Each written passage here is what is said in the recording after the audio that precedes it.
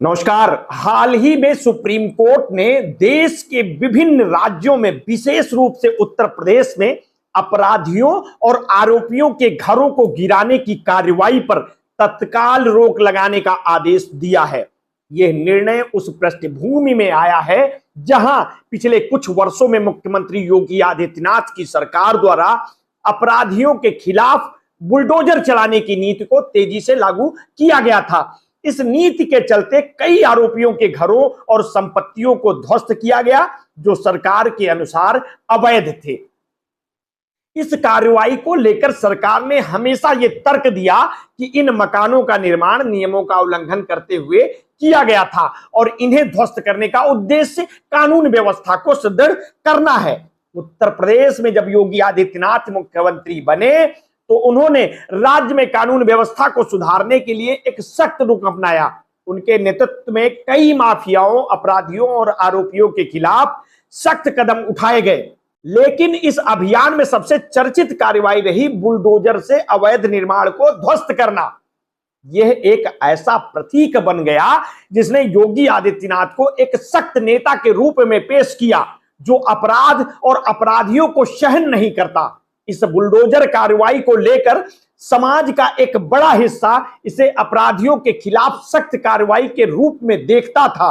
योगी के समर्थकों ने इसे एक प्रतीक के रूप में अपनाया और उन्हें बुलडोजर बाबा के नाम से पुकारने लगे। ये नाम उनके समर्थकों और पार्टी के लिए एक चुनावी मुद्दा भी बन गया। चुनावी रैलियों और अभियानों में बुलडोजर का उल्लेख अक्सर एक राजनीतिक बयान के रूप में किया जाता रहा है, जिससे यह संकेत मिलता है कि योगी आदित्यनाथ की सरकार अपराधियों के खिलाफ कड़े कदम उठाने में पीछे नहीं हटेगी। वहीं दूसरी ओर विपक्षी दलों ने इस बुलडोजर कार्रवाई को हमेशा से ही एक राजनीतिक हथियार के रूप में देखा। समाजवादी पार्टी, बहुजन समाज पार्टी और कांग्रेस जैसी पार्टियों ने आरोप लगाया है कि योगी सरकार इस नीति का इस्तेमाल खासकर अल्पसंख्यक समुदायों को निशाना बनाने के लिए कर रही है। विपक्ष का कहना था कि जिन लोगों के घरों को ध्वस्त किया गया उनमें से अधिकांश अल्पसंख्यक के घर थे और उनके खिलाफ बिना उचित कार्रवाई, बिना प्रक्रिया के कार्रवाई की जा रही थी। समाजवादी पार्टी के नेता अखिलेश यादव ने इसे कई मौकों पर बुलडोजर न्याय कहा और आरोप लगाया कि यह कार्रवाई न सिर्फ पक्षपातपूर्ण थी बल्कि यह न्याय और संविधान के सिद्धांतों के खिलाफ भी थी। उनका कहना था कि बुलडोजर का उपयोग सिर्फ अपराधियों के खिलाफ नहीं बल्कि उन लोगों के खिलाफ किया जा रहा है जो सरकार के विरोध में थे या जिनकी राजनीतिक पहचान सरकार से मेल नहीं खाती थी। उन्होंने यह भी आशंका जताई कि यह नीति भविष्य में और अधिक विभाजनकारी हो सकती है। हालांकि इस पूरे मामले में सबसे महत्वपूर्ण मोड़ तब आया जब सुप्रीम कोर्ट ने इस तरह की कार्रवाइयों पर सवाल उठाए।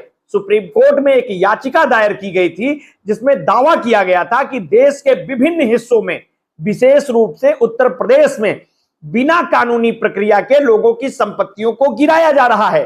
सुप्रीम कोर्ट की पीठ, जिसमें जस्टिस बी.आर. गवई और जस्टिस के.वी. विश्वनाथन शामिल थे, ने इस मामले की सुनवाई करते हुए कहा कि अगर बिना उचित प्रक्रिया के किसी की संपत्ति को ध्वस्त किया जा रहा है तो ये हमारे संविधान के मूल्यों के खिलाफ है।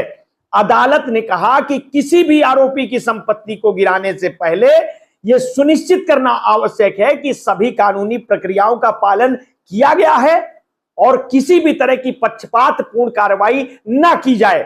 सरकारी पक्ष से सॉलिसिटर जनरल तुषार मेहता ने अदालत के समक्ष प्रस्तुत किया कि यह धारणा गलत है कि संपत्तियों को केवल इसलिए ध्वस्त किया जा रहा है क्योंकि किसी आपराधिक मामले में आरोपी है। उन्होंने कहा कि सरकार की ओर से ध्वस्तीकरण की कार्रवाइयों का उद्देश्य केवल अवैध निर्माणों को हटाना है जो कानून और नियमों का उल्लंघन करते हैं। सरकार के मुताबिक जिन संपत्तियों को ध्वस्त किया गया वे सभी अवैध थी और उनके निर्माण में उचित विभागों से मंजूरी नहीं ली गई थी। तुषार मेहता ने यह भी कहा कि यह विमर्श कि सरकार अपराधियों को निशाना बनाने के लिए उनके घरों को गिरा रही है एक राजनीतिक रूप से प्रेरित धारणा है और इसका सच्चाई से कोई संबंध नहीं है। सुप्रीम कोर्ट द्वारा दिए गए इस फैसले के बाद एक बड़ा सवाल खड़ा हो गया कि मुख्यमंत्री योगी आदित्यनाथ की राजनीति किस दिशा में जाएगी।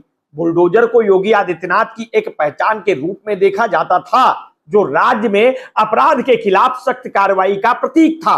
इस कार्रवाई के जरिए उन्होंने अपने समर्थकों के बीच एक मजबूत नेता की छवि बनाई थी, जो कानून व्यवस्था को सर्वोपरि मानते हैं और अपराधियों के खिलाफ किसी भी हद तक जा सकते हैं। अब जब सुप्रीम कोर्ट ने इस तरह की कार्रवाइयों पर रोक लगा दी है, यह देखना दिलचस्प होगा कि योगी आदित्यनाथ आगे किस तरह से अपनी छवि को बनाए रखते हैं। उनकी सरकार का एक बड़ा हिस्सा कानून व्यवस्था पर आधारित था, जिसमें अपराधियों के खिलाफ सख्त कदम उठाए गए थे। अब जबकि बुलडोजर की राजनीति पर सवाल खड़े हो गए हैं, तो मुख्यमंत्री के सामने एक चुनौती है, वे किस तरह से राज्य में अपराध के खिलाफ अपने अभियान को जारी रखेंगे। समाजवादी पार्टी के मुखिया अखिलेश यादव ने सुप्रीम कोर्ट के इस फैसले का स्वागत किया है। उन्होंने इसे योगी सरकार की बुलडोजर नीति हार बताया और इसे एक न्यायिक जीत के रूप में देखा। उन्होंने एक सोशल मीडिया पोस्ट में कहा है कि फैसला केवल बुलडोजर पर नहीं बल्कि उन नेताओं पर चोट करता है जिन्होंने बुलडोजर को अपनी राजनीति का प्रतीक बना लिया था। यादव ने यह भी कहा कि योगी सरकार इस फैसले के बाद अपनी बुलडोजर नीति का नाम बदलकर उसे लागू करने की कोशिश कर सकती है। सुप्रीम कोर्ट का यह फैसला भारत में कानून व्यवस्था और संवैधानिक मूल्यों के संरक्षण के दृष्टिकोण से एक महत्वपूर्ण कदम है और यह एक स्पष्ट संदेश है कि किसी भी आरोपी के खिलाफ कार्रवाई करते समय संविधान और न्यायिक प्रक्रियाओं का पालन अनिवार्य है। बुलडोजर को एक प्रतीक के रूप में इस्तेमाल करने वाली योगी आदित्यनाथ की सरकार अब इस फैसले के बाद एक नए मार्ग की तलाश करेगी। आप इस खबर को लेकर के क्या सोचते हैं? योगी आदित्यनाथ की बुलडोजर नीति के बारे में आप क्या सोचते हैं? हमें अपनी प्रतिक्रिया कमेंट बॉक्स में अवश्य दीजिए। आपने अगर अभी तक हमारे इस चैनल को सब्सक्राइब नहीं किया है तो तत्काल कर लीजिए। बेल आइकन दबाना ना भूलिए। अपने स्वास्थ्य के प्रति सचेत रहिए, सजग रहिए, अपना ध्यान रखिए। बहुत बहुत धन्यवाद। साधुवाद।